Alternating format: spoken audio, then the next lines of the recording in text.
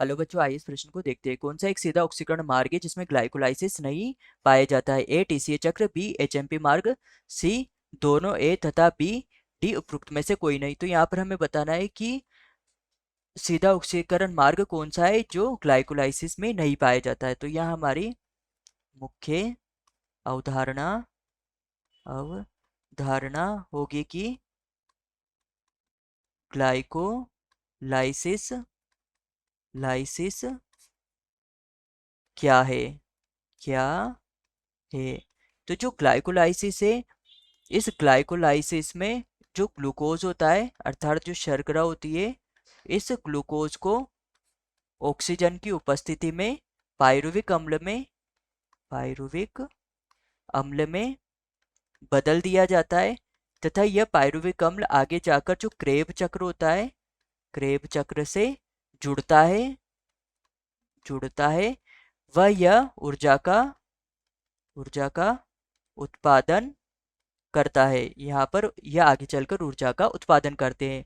तो यहाँ पर प्रश्न ने हमसे पूछा था कि कौन सा ऐसा सीधा ऑक्सीकरण मार्ग है जिसमें ग्लाइकोलाइसिस नहीं है। तो हमारे पास ए था टीसीए चक्र।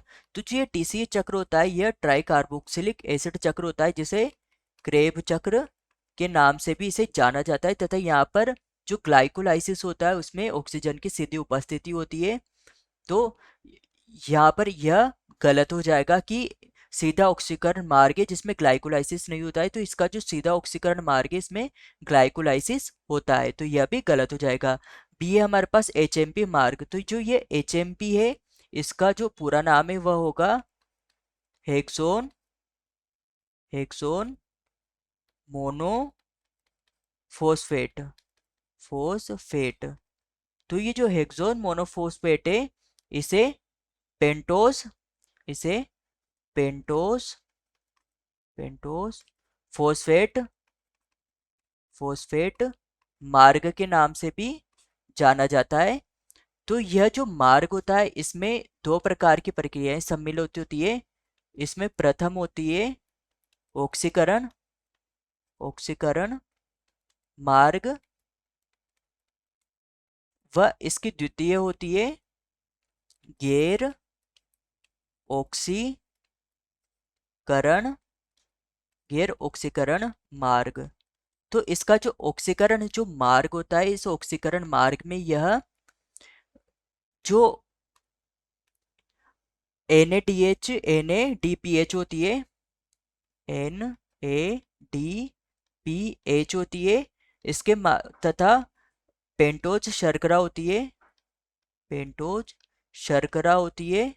इसके माध्यम से यह न्यूक्लियोटाइड्स का निर्माण करती है, न्यूक्लियोटाइड्स का निर्माण करती है तथा यहाँ पर जो ऑक्सीजन होता है उस ऑक्सीजन का यहाँ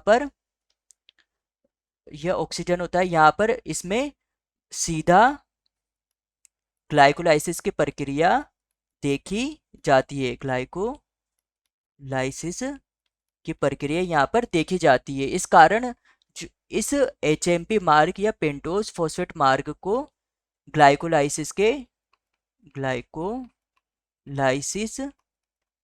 के समान माना जाता है। किंतु जो इसकी जो दूसरी प्रक्रिया होती है अर्थात इसका जो द्वितीयक भाग होता है जिसमें गैर ऑक्सीकरण मार्ग होता है, इस गैर ऑक्सीकरण मार्ग में जो CO2 का जो एक अणु होता है, यह CO2 का एक अणु ग्लूकोज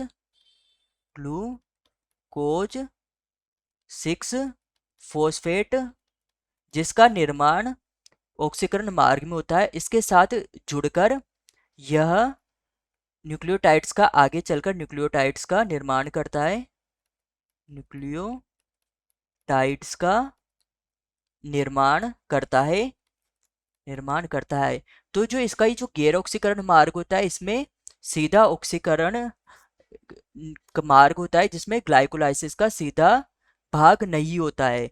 तो यहाँ पर जो हमारा उत्तर होगा वह बी की एचएमपी मार्ग ही वह मार्ग है जिसमें जो ऑक्सीकरण मार्ग होता है इसमें ग्लाइकोलाइसिस नहीं होता है। तो हमारा उत्तर होगा उत्तर बी।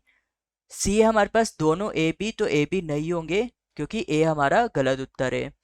डी उपरोक्त में से कोई नहीं, तो यह भी नहीं होगा, तो हमारा उत्तर होगा उत्तर बी। तो यहाँ पर हमारी जो प्रमुख सिद्धांत है, प्रमुख सिद्धांत है, यह प्रमुख सिद्धांत होगा कि एचएमपी एचएमपी में ग्लूकोज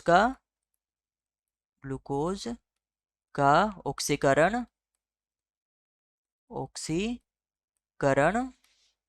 होता होता है, वह यह कोशिका द्रव्य में जाता है पाया जाता है। आशा है कि आप इसे अच्छी तरह समझ गए होंगे। धन्यवाद।